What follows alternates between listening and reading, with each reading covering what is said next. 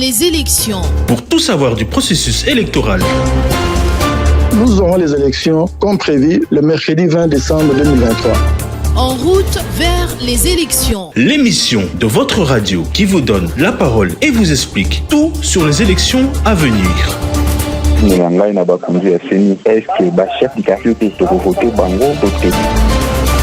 En route vers les élections tous les vendredis à 14h15 et 20h15. En rediffusion le dimanche à 14h15. Émission présentée par Thierry Kambundi, Isabelle Moengo et José Ipachi.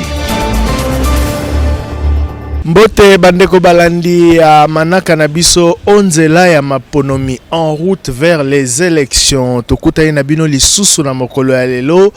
libanda ya ba installation habituelle ya Top Congo FM tozali awa na centre interdiocésain. Pona nini po ete toye kolobela rôle ya observation ya ba élection. Toye kokuta na équipe ya conférence épiscopale nationale du Congo Senko parce que Senko bazali ba observateur et a processus électoral bango na SCC Église du Christ au Congo basangisi makasi po ete ba na ko observer ba élection makambo ebele lobamaki ba recommandation ba point il y a des accords entre Senko na Seni. Qu'en est-il du rôle de l'observateur du processus électoral? Nous allons le découvrir aujourd'hui avec deux invités sur notre plateau. D'une part, Monseigneur Donatien Cholet, secrétaire général et porte-parole de la Conférence épiscopale nationale du Congo. Et de l'autre, Monsieur Cyril Ebotoko, il y a Azali la technicien à Bango, technicien maison, Azali, secrétaire exécutif, il y a commission paix, justice et paix, il y a Senko, mais Azali surtout coordonnateur, il y a observateur, il y a observateur, il y a processus électoral, Senko SCC, Yemotako coordonné, observateur Nyonso, il y a Senko na SCC, Azali ko coordonné, bango père ko coordonné, bango lisusu na perspective, il y a élection au Azali ko ya le 20 décembre 2023.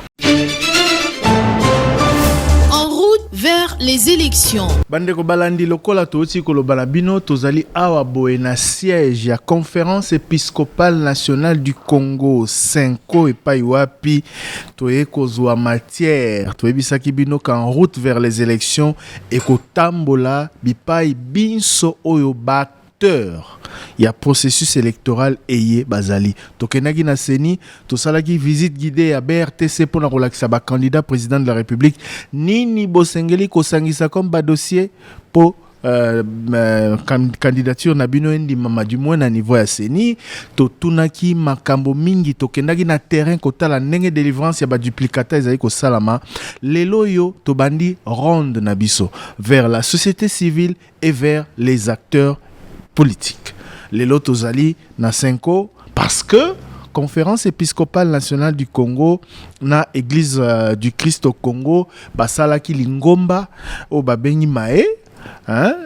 bango bazali ba observateur permanent. Il y a processus électoral et la kisi nini bako observer nini bako observer ndenge nini yangwana tokoyeba tozali très honoré ya koyambama araboye na Monseigneur Donatien Cholet yazali secrétaire général pe porte-parole molobeli ya Senko Monseigneur Mbote nayo Mbote ndeko Thierry tosepeli mingi ozali yo moko te ozali pena o babengi technicien en la matière awa na Senko ezali monsieur Cyril Ebotoko awa na Senko azali président ya commission justice secrétaire exécutif pardon ya commission justice et paix kasi azali surtout awa en tant que coordonnateur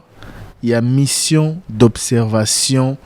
Senko SCC, il y a processus électoral au monsieur Cyril Ebotoko Mbote nayo. Mbote ndeko Thierry. Voilà, ndeko Cyril Ebotoko boyo kakana sango yewana. Voilà, Yambote to bandali solo na ba invité na biso. Avant d'accorder la parole à nos invités, nous allons ouvrir notre première rubrique consacrée aux news.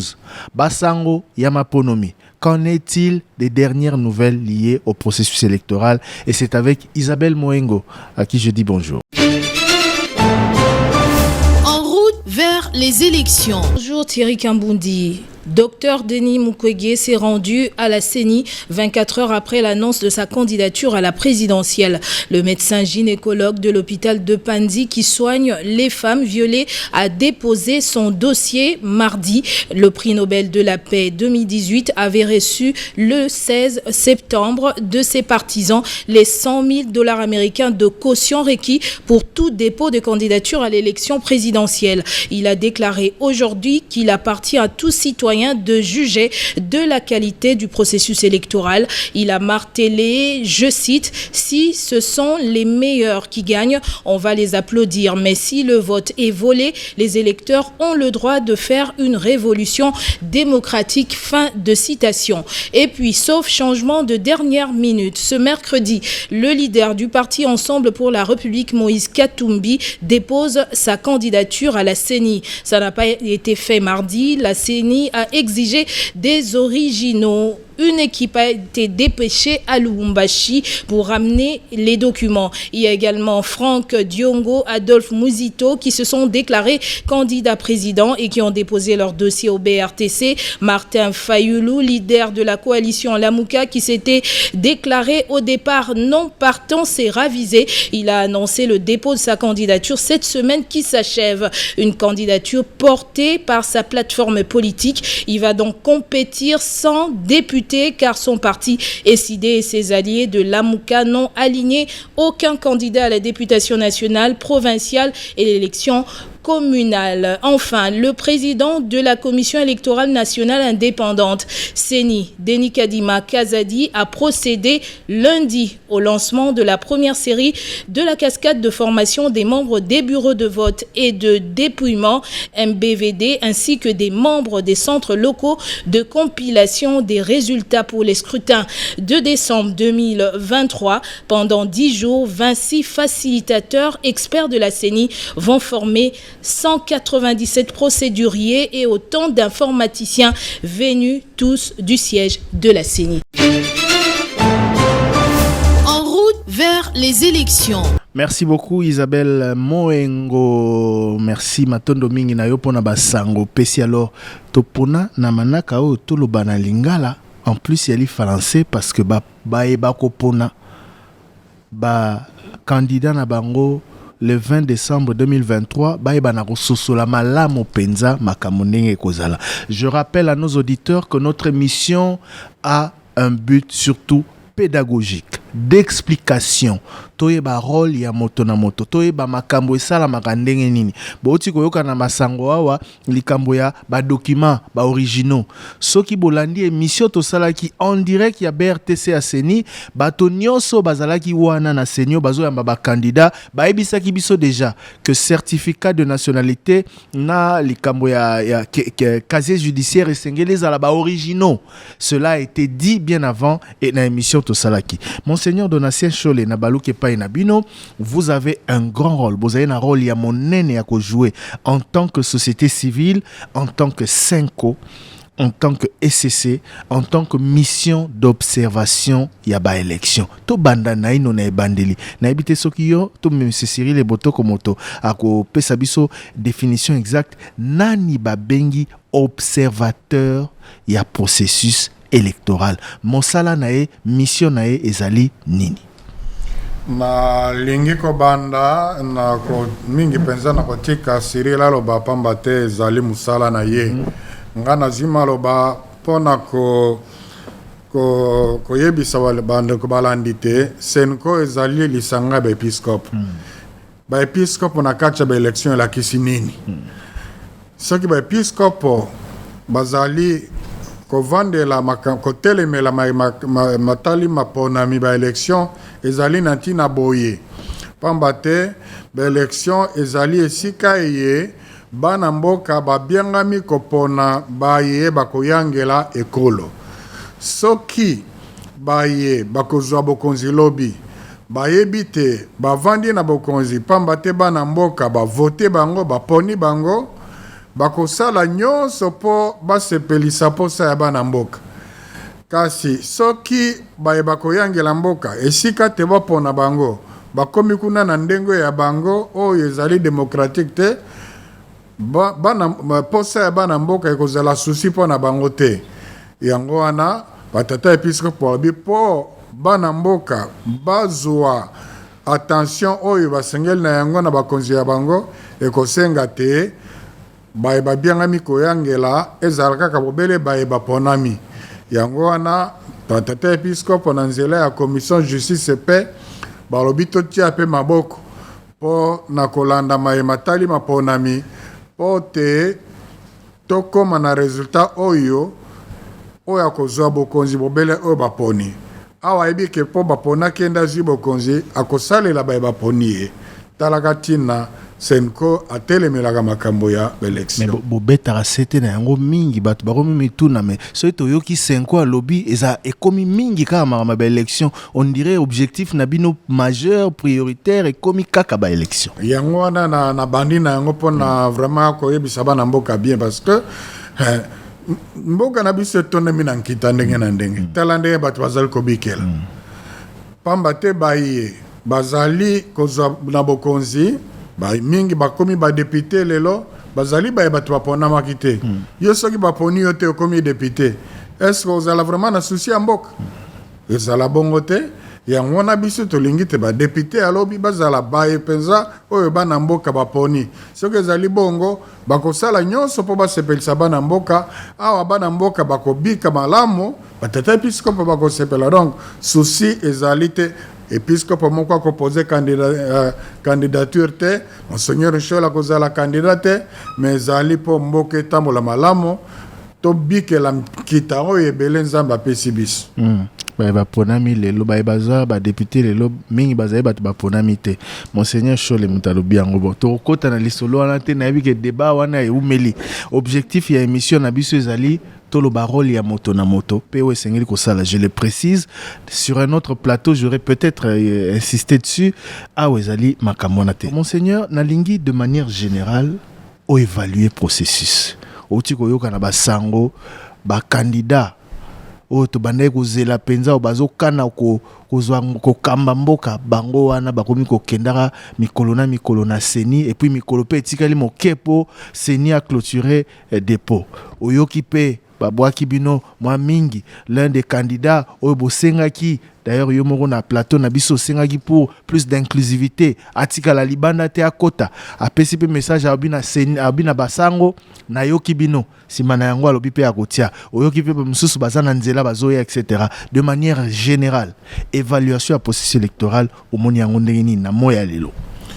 na yo moko lobi par rapport na plateau na kopesa évaluation te ya processus électoral te me kasi ezali libako mpo na ngai mpo na koloba te ezali likama malamu ke oyo bato ya ngambo na ngambo bazali koya mpo na kopesa candidature pamba te maponami oyo tozali kozela tolingi ke ezala lokola tolobi na lompoto inclusive donc ezala mpona bayemaso bayoki ke bakoki na nzela ya botosi mibeko bien sûr donc so eza kosalema bongo na ndenge bandi bongo tokoencourage okoma bongo kasi kopesa jugement ya valeur par rapport na processus na cadre ya plateau oyo na mpona lelo na osala yango te bon de toutes les façons nako rassurer okaka ke plateau ezali pour nous expliquer rôle à observateur mais pekisi te tolo bosolo soki bosolo ezali donc zala na yo à l'aise par rapport na yango bato mingi balobi d'ailleurs ba candidat malgré ba imperfection mais toya obunda na kati toko sala boye toko landela toko sécuriser vote na kati na yebi que ça fait partie pe un message à ba évêque au bosenga na ba population basa nyoso pour nous sécuriser vote na bango le jour J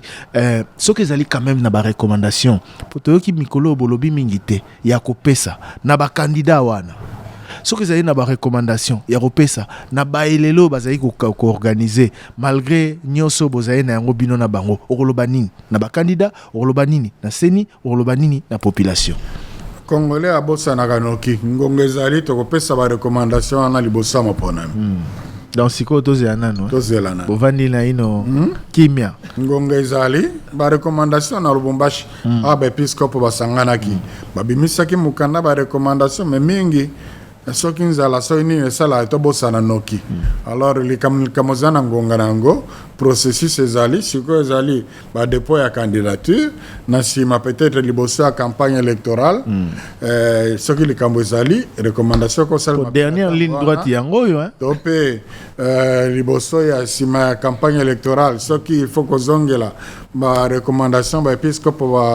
balobaki ekosalema Pendant les longs, on a la likambo ya observation pour l'équilibre tomba. Merci mingi monseigneur. Observateur. Nabakisi observateur permanent. Il y a processus électoral.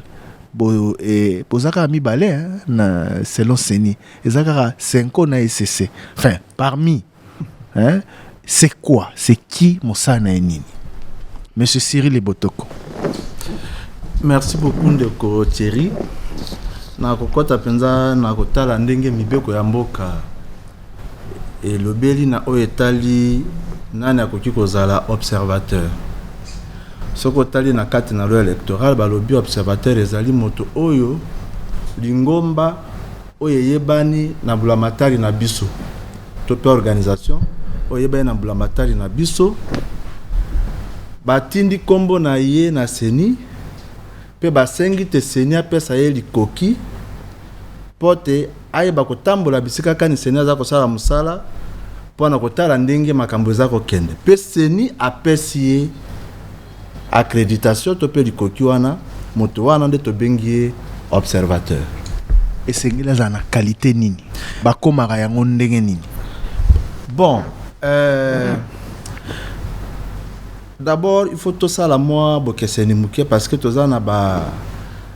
observateur to be banzenene ke ba oyo baza baimboka pe basusu baza bapai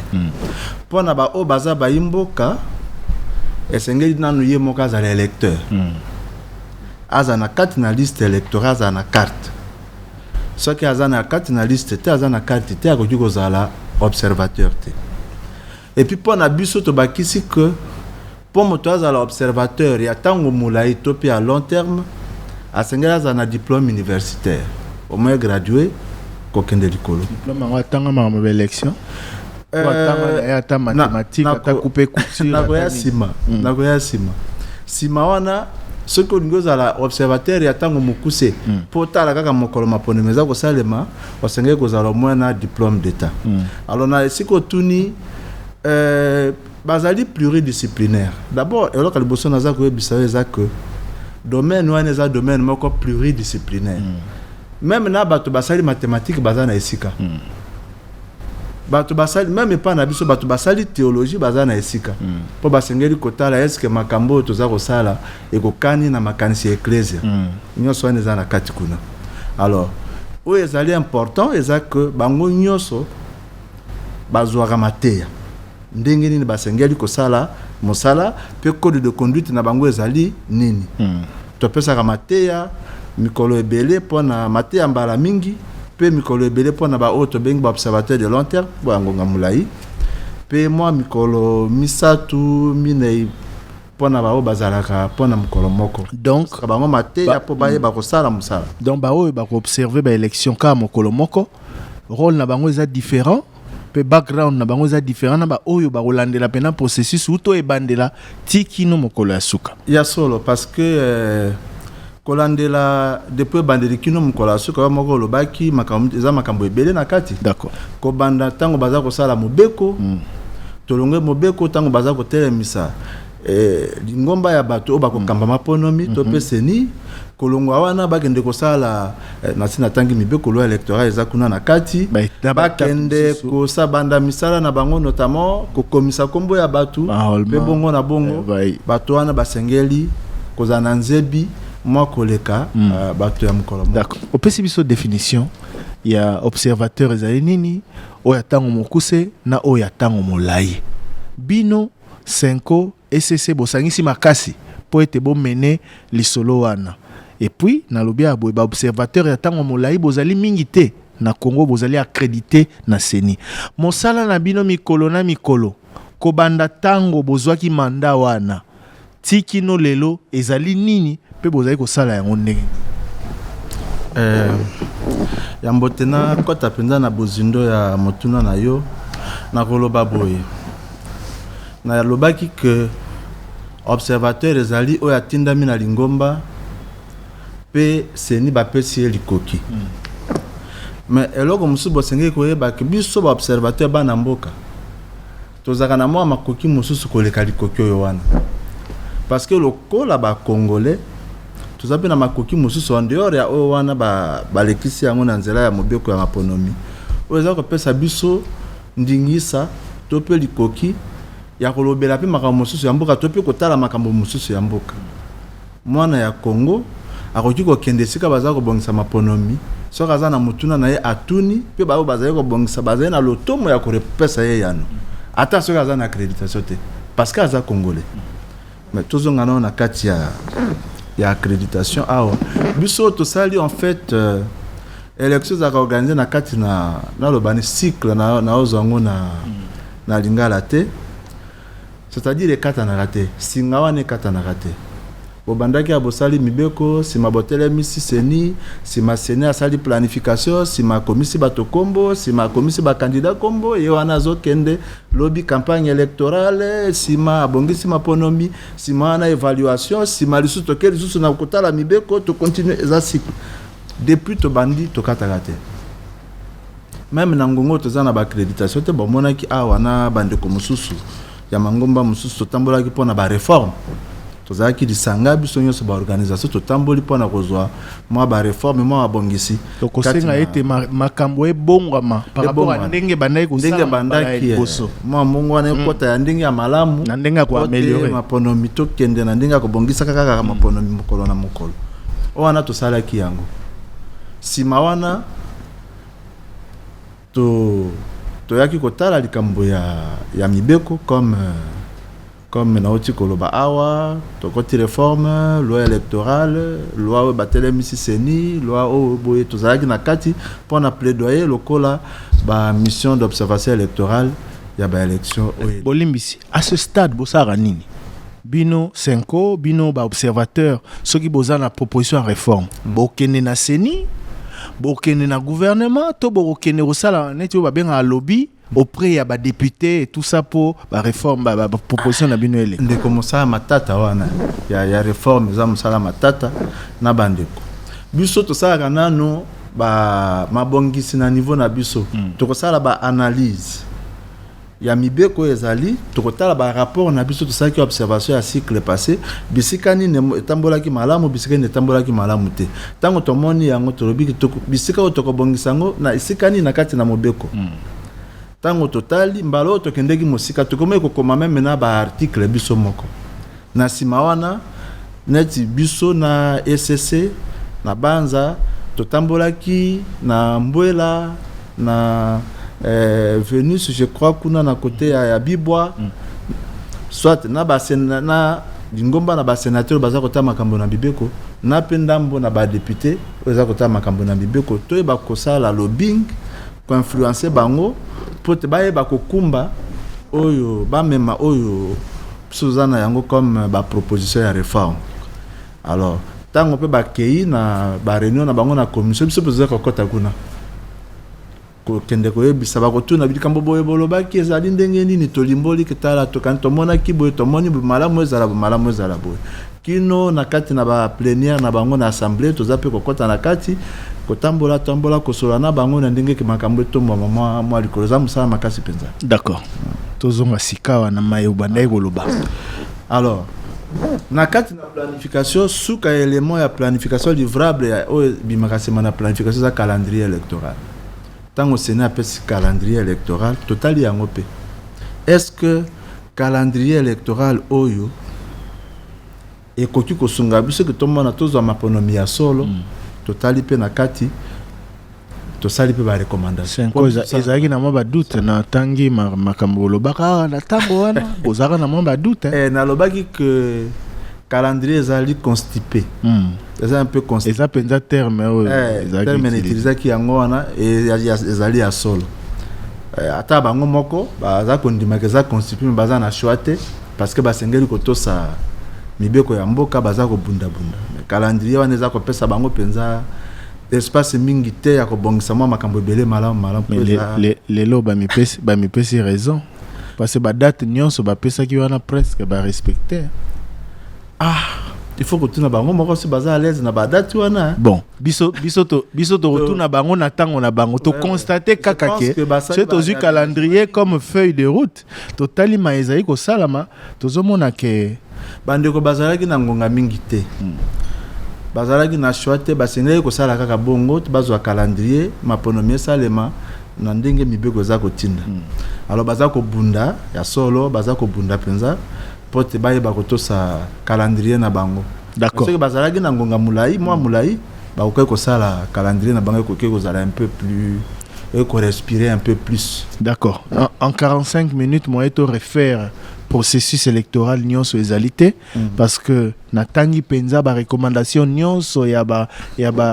tata molimo babane ko pesa à chaque étape kasito lo ba l'essentiel to komi na dernier virage to tikali na moins de 3 mois pour être to kota na ba élection awa nde sika rôle na bino ekozala lisusu plus significatif bozali kokana kosala nini pour être maponomie le kamalamu na rôle na bino ya ba observateur parce que bato ebele bazotela bino na lobela ki monseigneur Chole awa na habité so ozo maloba ba politique ba lobby batata molimo ba lobby torokende ba pesi biso toli tokende torokende et puis bato mingi pe population bazelara que l'église catholique dise que l'église catholique s'exprime que les pères de l'église parlent donc bato bazo zela bino mingi au-delà ya rôle moto na moto asengeli ko jouer bozali komilengela ndenge nini bokosala nini exactement méthodologie na bino ya mosala pour que ça la efficace pour que ba résultat oyo ko bima na ba urne et refléter pe observation au bino bokosala na ebité nani ya ko banda to nani ya ko pesa explication malamu monseigneur to monsieur Cyril Boto. Merci beaucoup de Thierry. Ya solo ndenge olobi to ke virage ya suka mais moi habiteni ndambo ezanana train ya maponomeza ko kende moi gare misa totomine ezanana to kotel mape ko kotala lisusu ndenge za kokoba omoni lokola papa milimo balobaki pipi tolobai na cadre ya mission d'observation tozaki penza na komile la mingi na ndenge que tozui penza consensus ya makasi na kati na fichier électoral te tolobaki te ke seni asali musala mabe to asali malamu moye omoni ndenge toza boye ata ndenge toza na biso na yo toza marié toza na ba mama na ndaku osala nyonso mayebi combien ozwaka te ata osala nyonso pa na eza kopesa kaka moi mobulu na mutu parce que transparence wana eza te mais ozosala nyonso azaka batu me mutu anga osala nyonso azwaka nini combien azwaka par mois mais mokolo ko yebisa ke nazwaka autant ata osala nyonso akozala na esengo pe akomona polele tanga azomona te bayi ko yebisa bikeba mobai na mbongo azwaka wana nzela azwanga mususa bomaka bato na butu akoki kondima po ayebi ndenge ozwaka te ayebi esiko ozwaka te c'est un peu ça donc déception na bino tolula qui soit audit vraiment na un organisme externe indépendant atala to peut sala audit citoyen et puis to comment qui va bandeko baboyi audit citoyen et zaki moi passe c'était pour que to sunga seni parce que mosala mususu biso singa ko sa comme mission d'observation électorale zali ko batela bosolo oyo seni aza kotombola soko landi bakonza seni balobi to ko bongisa mapono malamu to ko bongisa mapono malamu soki to memi transparence te ata soki lu babi moto tela azwaki ekezali ya solo so bato bamona ki polele ndenge basala ki mosala ti moto wana azwite contestation rozala e kozala ka contestation yango biso to yaka po to sunga seni na komema moi lumière wana na mosala seni aza kosala. Alors qu'est-ce qu'on prévoit banda ya seni te non très souvent dans l'opinion zarabongo soki kaka 5 ans lobby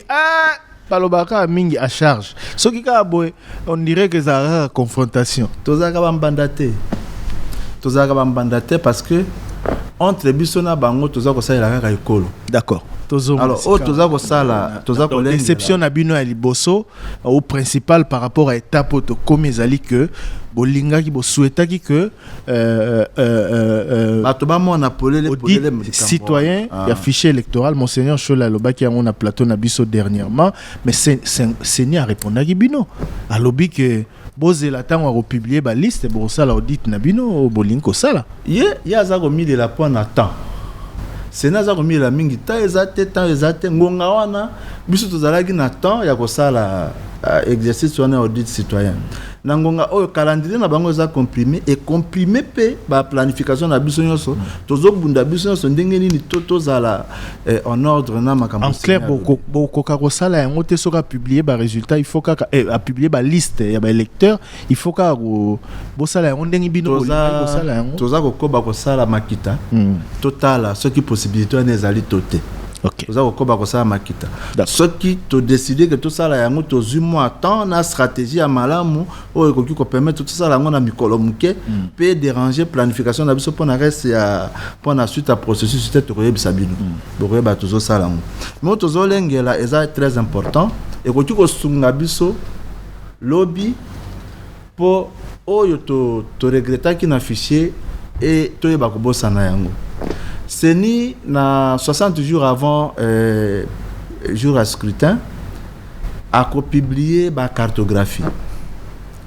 C'est-à-dire a publié ba centre na ba bureau de vote ndenge abongisi yango na kati na ekolo. Biso mosala na kati na sika na ezanini. Biso to senge koyeba ceux qui solo bisika seni a télémission wana ba centre wana izali. Ce qui est est-ce que dans chaque centre c'est ni à bureau na motango ou à na ba papier na que na centre tel dans chaque centre na autant de bureaux de vote to kolinga toyeba et là qu'on a dans un premier temps si mawana yo ano lobby c'est ni a publier qu'est-ce que mokolango ba liste électorale définitive tango mosusu to ko sala exercice aux akoloba wana toyeba ko kotala soki moi malikama ezali na ba liste wana peut-être ba kosolana seni na ndenge nini nyoso ekendeka ndenge ya malamu atako likama wana ezali soki tolongo wana toza kobongisa totala pe campagne électorale est-ce que bato banso bazali kosala campagne ndenge mbibeko etindi avant tokoma na campagne monseigneur Chole na likambo ya audit citoyen ya fichier électoral oyo bosengaki oyo expliquaki dernièrement na plateau na biso est-ce que dialogue eza rompu na seni et katani bozoyokana te topé bozali quand même kosolola pour trouver terrain d'entente parce que bino bo maintenir que eza nécessité pour na transparence bango pe balobi que ezali possibilité que ba fongola sous fichier ba senga sous nimusu est-ce que li solo ezali. Bon, ezali likambo ya kokamisa moto te nakanisi moto na monto azali na responsabilité na ye devant population surtout devant Nzambe. Biso tozali lokola ba prophète. Oyo tokanisi ezali malamu mpona ko ata na liloba ya Nzambe soko ke pa yo tei so baboy ko yoka yo babini ni pupola mabele poussière kende na yo. Alors dans ezali kama yokamisa te donc toyebisi ntina nini tozala kosenga yango lokola ndeko Cyril lauti koloba ezali mba liboso te tosalaki yango pe tosalisaki pe seni ya kone nanga pe na likambo wana o bazali na bokonzi lelo bazalaki na opposition bazali kondima fichier wana te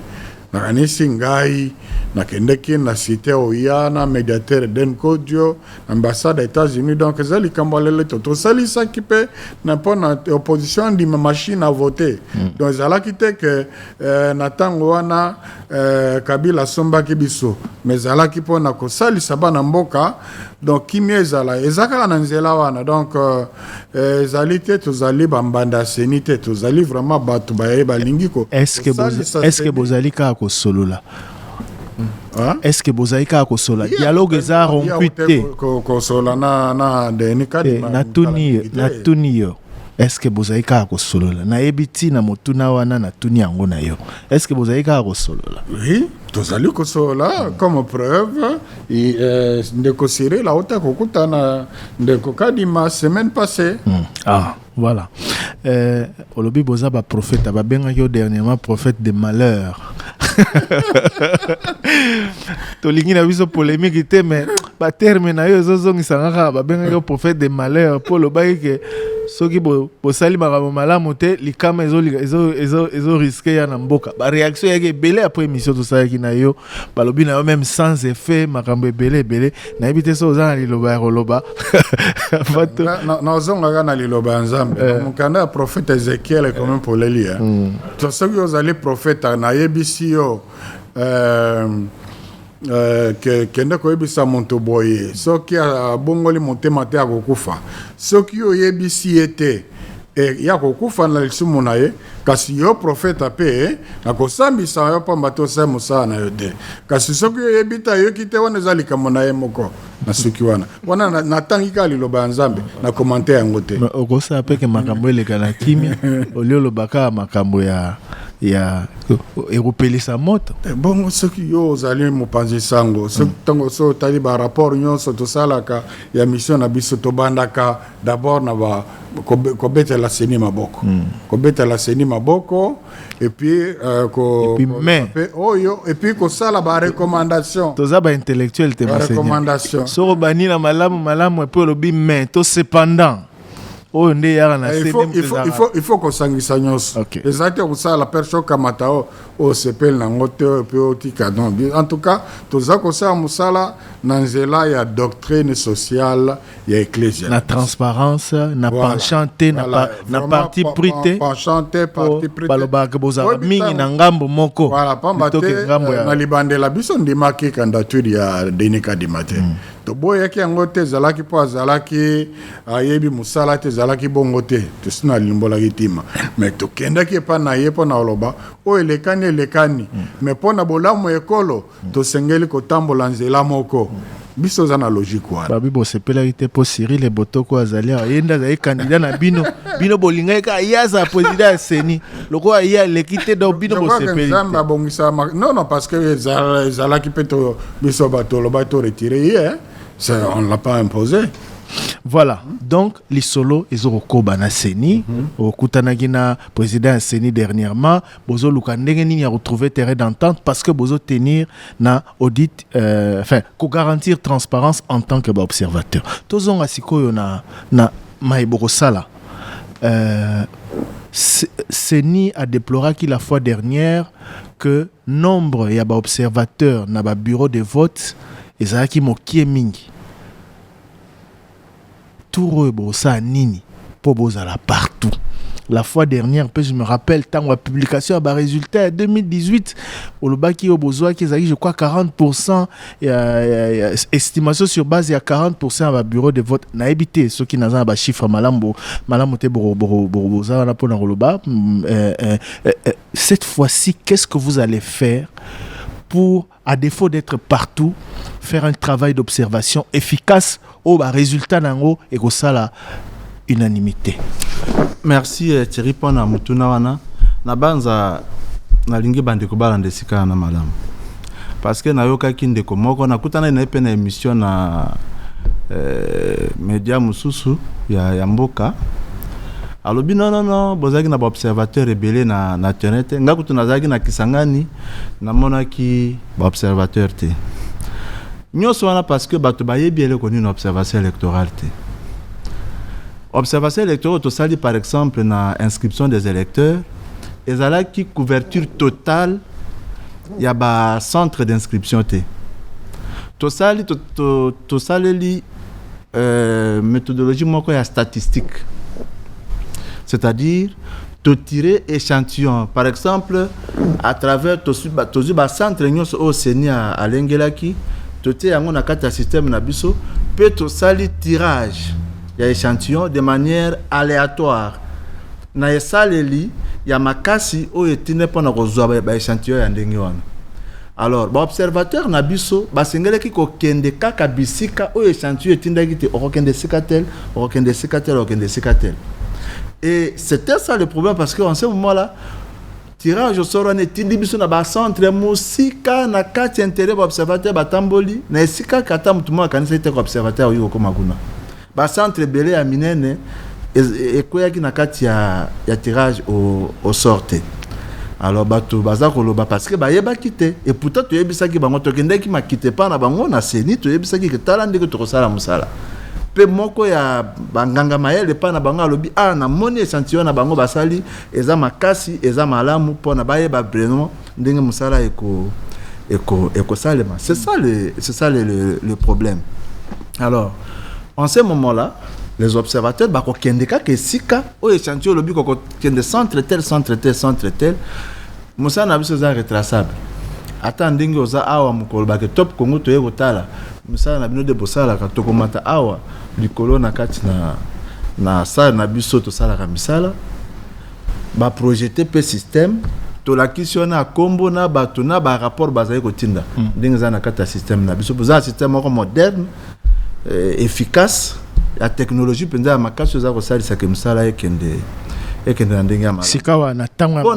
pona mbala o boko renforcer au sala ki na tangwa enrôlement boko bakisa effectif ya bato to pe boko maintenir kaka za ki bato muke mbala o to ko déployer bato mingi soki to déployer muke ko za la 30 000 mais na senge ko yebisa bino ke biso ça ko observation na niveau mibale to sala ka d'abord o biso to bengi SBO, c'est-à-dire observation basée sur l'échantillon. Échantillon, c'est-à-dire un tirage au sort statistique.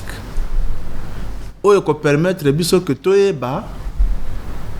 ya solo mutu azwaki ba élection za mutu tel. Na sima o wana ya monene permettre biso po toyeba ko identifier ko vérifier résultat na biso soki ya solo eza malamu. Yango pe to ko sala.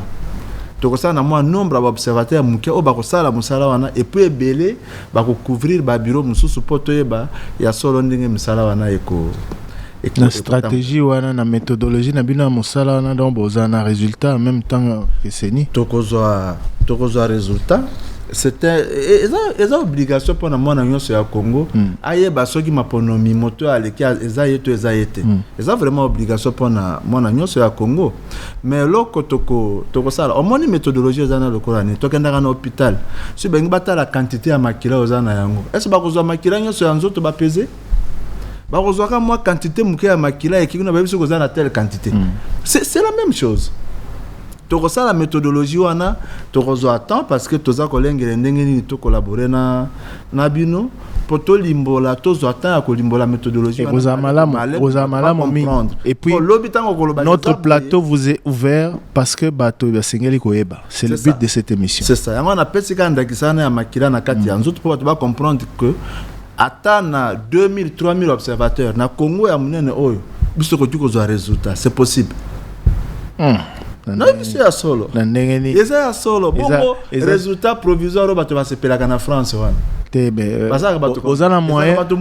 moyen au français basala rapport na pourquoi élection bas résultat. Hollande qui ba élection passée banganga mayele ya poto à travers TV5. Batala ki musala na biso ki bino que ya solo batoyo basali musala penda ya solo scientifique. Le quoi toza mindelete toza poso moyindo. Les gens ne nous croient pas. Bon, tous la capacité. Oui, monseigneur. Na zela mingi pe bakole ko kanisa ke to ko sala makambo mobulu yango na transparence to zali ko senga na seni bisu moko pe to ya ko imposer nango donc to ko sala observation wana na ndenga kisekite soki seni albi apesa moto aya kotala na ba partenaire na banani et cause à la transparent na top Congo même na experts internationaux o bazali vraiment na autorité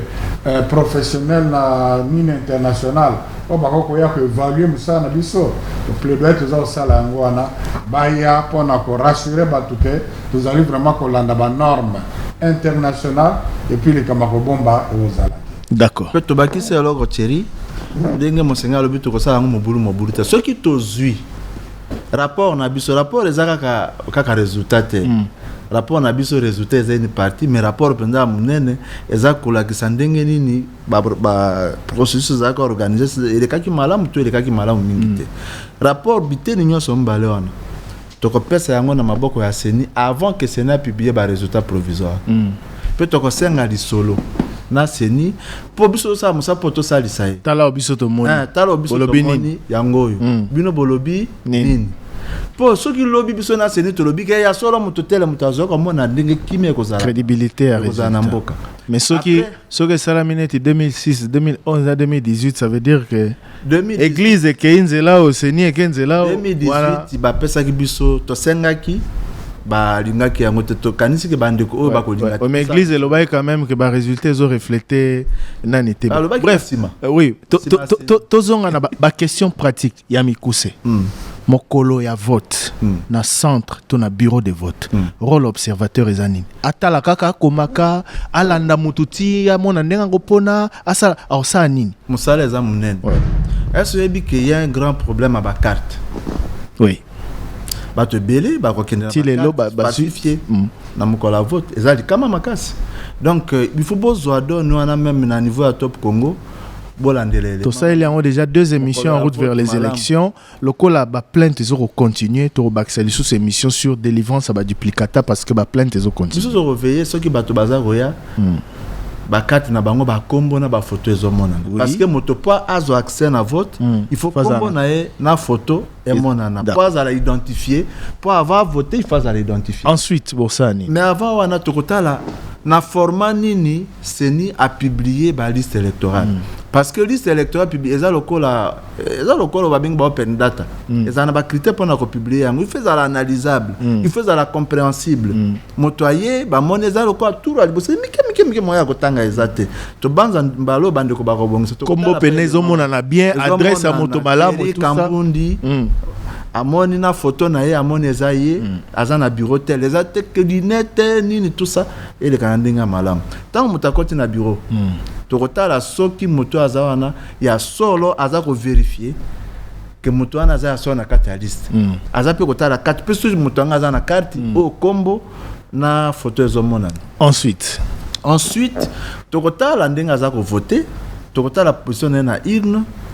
et puis ndenge azako kende ko marcher tokotala pe bato ba voter par dérogation pour mobeko et la kisi banane ba voter par tout à fait dérogation parce que to moni petango bazako bandeko bazako pesa ba duplicata eza bandeko ba kende ki kozwa duplicata mais kombo na na kati ezate bazuye kombo mbala ya mibale na banza baza ko récupérer pe ba carte to ya kalapo ba santo pe baza ko imprimer carte te na ebité de baza ko salate donc oye ba kotala parce que si bato wana baza ebele ezali kama ke baleka bango nyonso ko voter na dérogation et kozala porte ouverte ya tricherie d'accord donc kolandela yango ti moto na suka ya vote tango bakangi bureau il faut pe bozala wana tango tozo ko compter ba bulletin makabwana dépouillement ba kozala wana dépouillement ba kozala wana parce que il faut total ba rapport ya clôture la bureau de vote ba votant baza combien to comme dans la suffrage valablement exprimé ba votant baza combien na début to tanga ki nombre à bulletin na ba émarger liste émargement na dérogation et sangisi ba to combien pour te ba nombre ya votant to comparer pe na nombre ya bulletin o eza utilisé total avant dépouillement et banda tant to continue na dépouillement to kotala tant baza ko sala dépouillement ce qui a solo ya moto basa dépouillement ba kotanga na note batangi ba nombre ya bulletin za na kati ya urne to comparer nombre ya bulletin za na kati ya urne na nombre ya votant pour tout à l'heure il faut kokana d'accord que ba signer ki kuna que to voter 100 pe bulletin za 100 c'est comme 110 120 di kama ezali olobi boza un système sophistiqué bo remonter ba résultat ni to yora li solo ya ba téléphone soki 40 000 soki combien mais comment vous allez faire ba observateur na biso to kozana ba observateur na centre ba kozana ba moyen de communication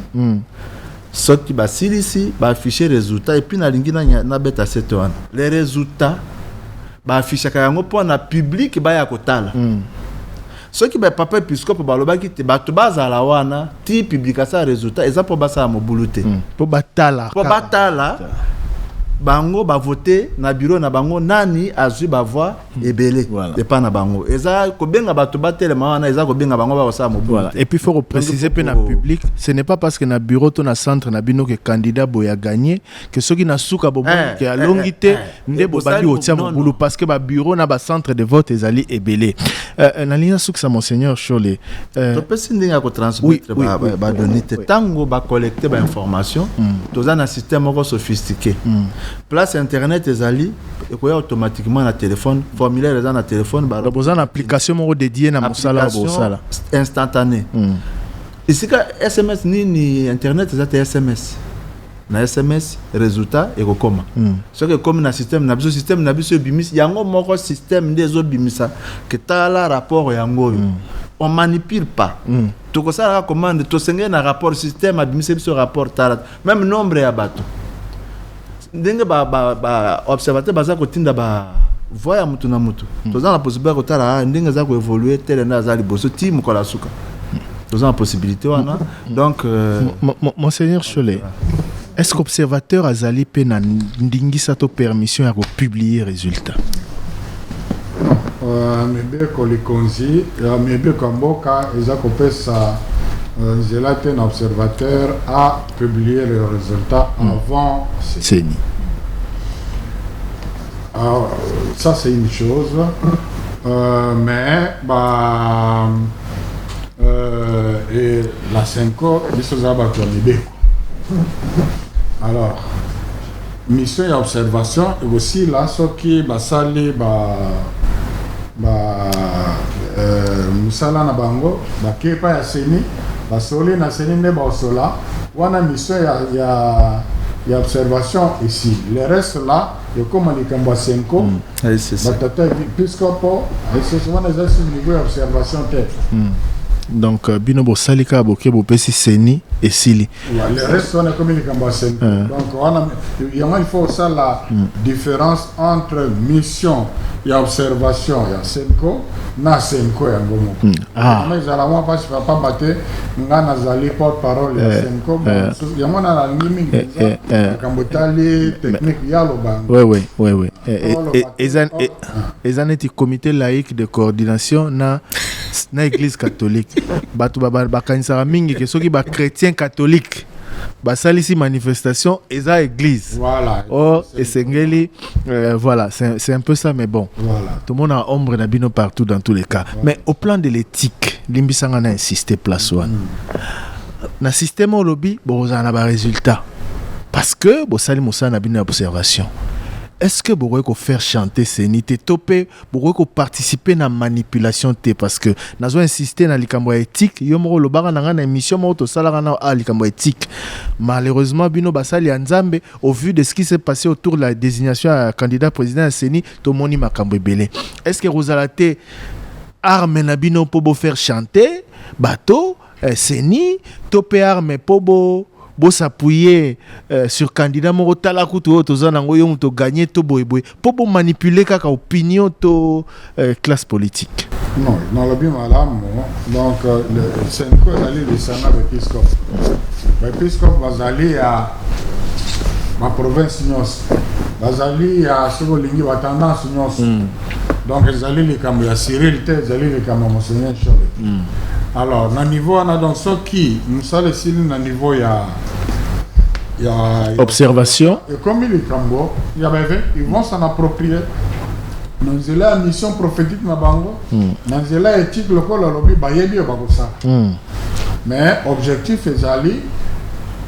ko consolider ba bengi démocratie. Objectif ezali ko ça la te baye ba ko yangela mboka lobby ezala baye ba pona milelo.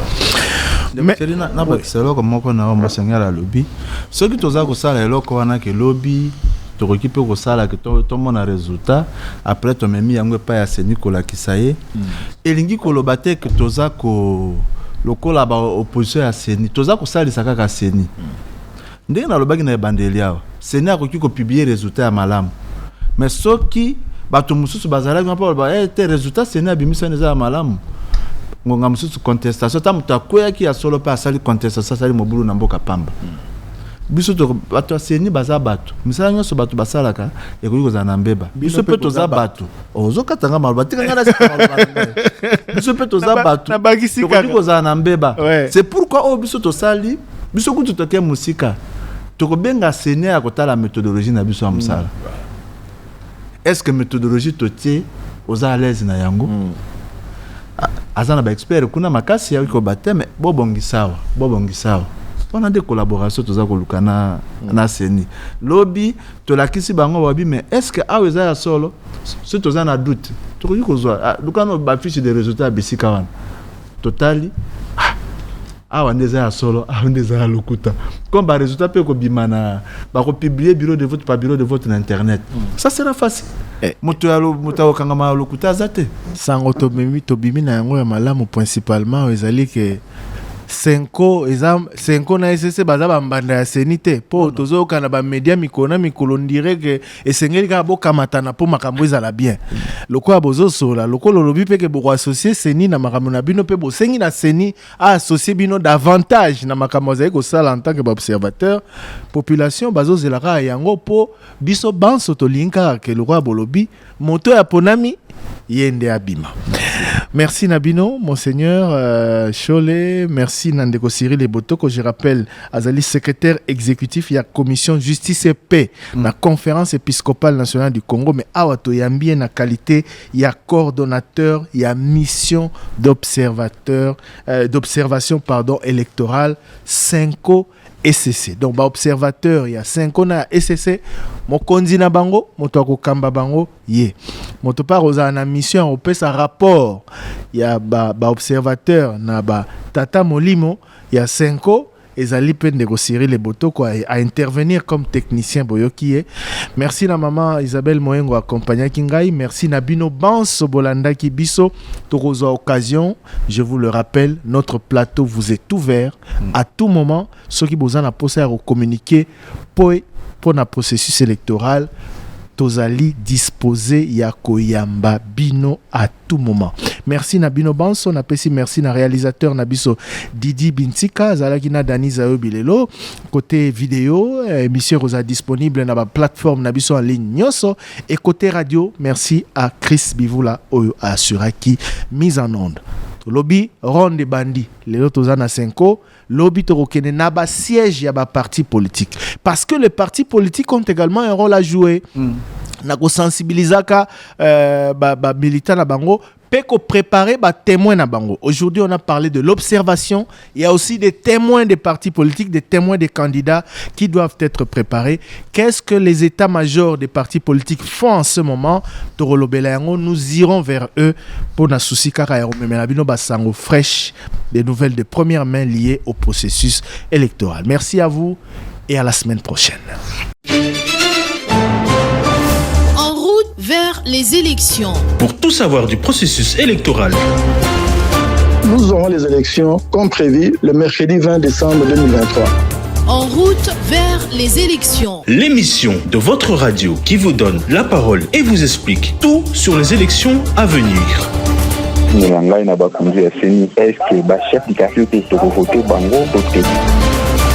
En route vers les élections tous les vendredis à 14h15 et 20h15. En rediffusion le dimanche à 14h15. Émission présentée par Thierry Kambundi, Isabelle Moengo et José Ipachi.